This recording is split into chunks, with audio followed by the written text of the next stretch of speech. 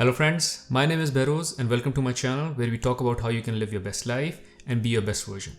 Now in this video I will share with you an investment advice that is applicable to more than 90% of the people out there, including myself, who want to invest in the stock market in order to grow their wealth. The advice, as always, is very simple. That is to invest consistently and at a standard routine into S&P 500 index fund. Now note, I am no financial guru and neither is this advice created by me.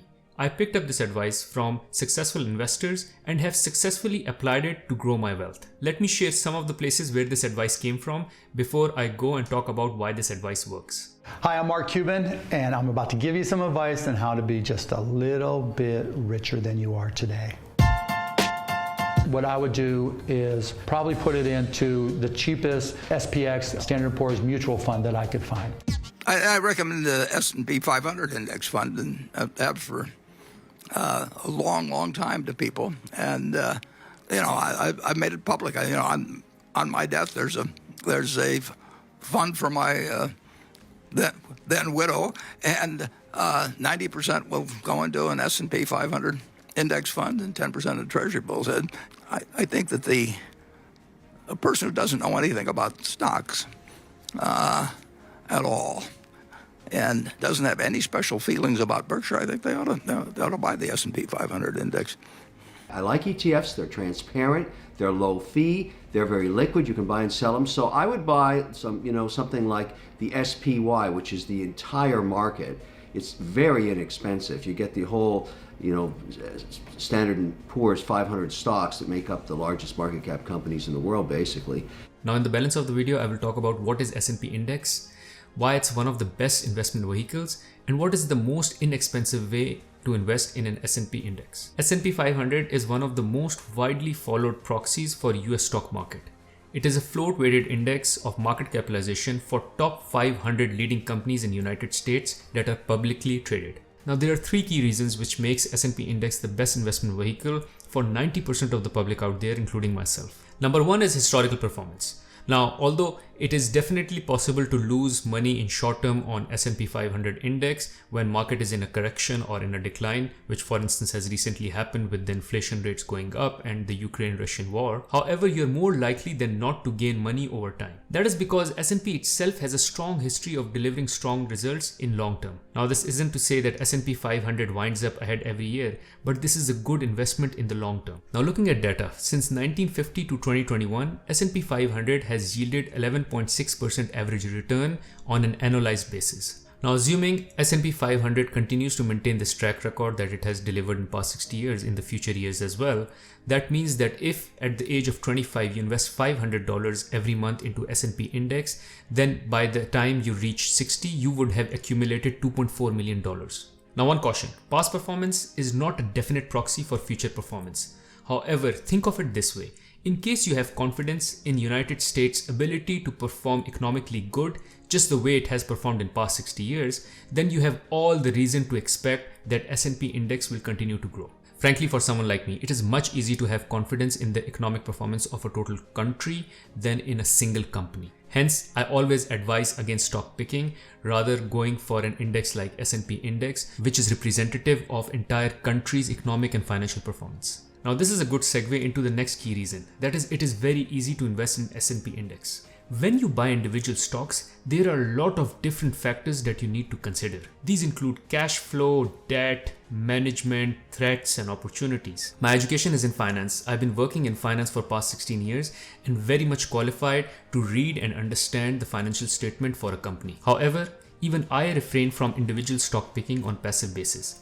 I find it humanly impossible to collect all the required information and knowledge to make an educated choice. Since I have a full-time job, family, hobbies, and I don't plan to become a full-time investor. S&P 500 doesn't require this legwork because you are not putting a big chunk of your money into one single company. Rather, you're buying a bucket of stocks that you're hoping will perform collectively well over the long run. An index such as S&P will probably rise in the long run given the expansion of American economy.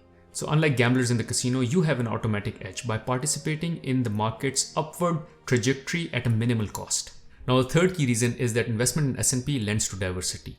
because you are actually investing in 500 different companies with one single investment, which means your investment includes stock in all major areas, be it technology, consumer goods, oil and gas, and whatever.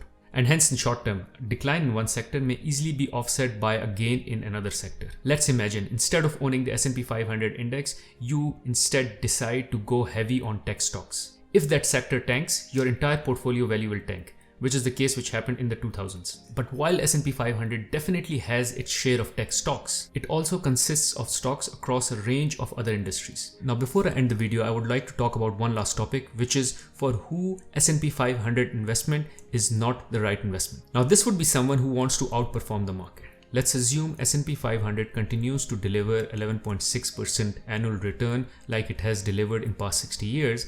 However, for someone who wants to gain more returns than just 11.6%, then S&P 500 investment is not the right investment for you. But to be clear, beating the market is not easy and requires a lot of work. If you're content with matching the broad performance of the market in your personal portfolio, then loading up on the S&P 500 index fund is a move that can serve you very well throughout the years in long term. Taking my own example, I have had my share of learning through experience. Every time I've tried to pick up stocks, primarily due to lack of legwork, I've been burnt. I did have some flukes here and there, but in totality, I have always underperformed versus the S&P market. To achieve superior results, you have to have an edge on either information, knowledge, or insight. Even the most actively managed funds underperform compared to the market as a whole. And here is the data.